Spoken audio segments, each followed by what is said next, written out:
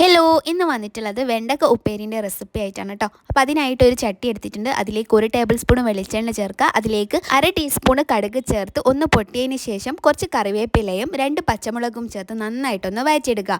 ഈ പച്ചമുളക് നന്നായിട്ടൊന്ന് മൂത്തതിന് ശേഷം നമുക്കിതിലേക്ക് ഒരു ഉള്ളീൻ്റെ പകുതി അരിഞ്ഞത് ചേർത്ത് കൊടുക്കുക കേട്ടോ. ഈ ഉള്ളിയൊക്കെ ചേർക്കുമ്പോൾ വെണ്ടക്കേൻ്റെ ഉപ്പേരിക്ക് നല്ല ടേസ്റ്റ് ആയിട്ട് വരും കേട്ടോ. ഉള്ളി നന്നായിട്ടൊന്ന് വാടിയതിന് ശേഷം ഇതിലേക്ക് നമുക്ക് ചെറിയ കഷ്ണം തക്കാളി ചേർക്കാം കേട്ടോ. ഒരു തക്കാളിൻ്റെ പകുതിയൊക്കെ മതിയാകും കേട്ടോ. എന്നിട്ട് ഒന്നുകൂടി ഒന്ന് നന്നായിട്ട് വഴറ്റിയെടുക്കുക കേട്ടോ. തക്കാളിയും ഉള്ളിയും ഒക്കെ വരുമ്പം നമ്മളെ വെണ്ടക്ക കഴിക്കാത്തവർക്ക് വരെ കഴിക്കാൻ തോന്നുന്ന ഒരു ടേസ്റ്റ് ആയിട്ട് വരും കേട്ടോ.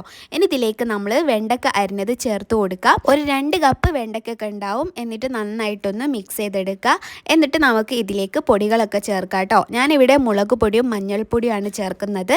ഒരു 1/2 ടീസ്പൂൺ മഞ്ഞൾപ്പൊടി ചേർക്കുക, 1 ടീസ്പൂൺ മുളക് പൊടി ചേർക്കുക, ആവശ്യത്തിനുള്ള ഉപ്പും ചേർത്ത് നന്നായിട്ട് മിക്സ് ചെയ്തെടുക്കുക.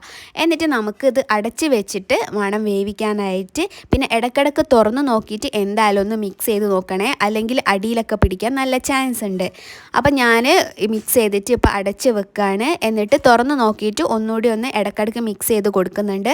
ഇങ്ങനെ നമ്മൾ റിപ്പീറ്റ് ചെയ്യണം കേട്ടോ. ഒരു 2-3 മിനിറ്റ് കഴിയുമ്പോൾ നമ്മൾ ഇടയ്ക്കിടയ്ക്ക് തുറന്ന് നോക്കിയായിട്ട് നന്നായിട്ട് മിക്സ് ചെയ്യണം. മിക്സ് ചെയ്തില്ലെങ്കിൽ അടിയിലൊക്കെ നന്നായിട്ട് പിടിക്കും കേട്ടോ.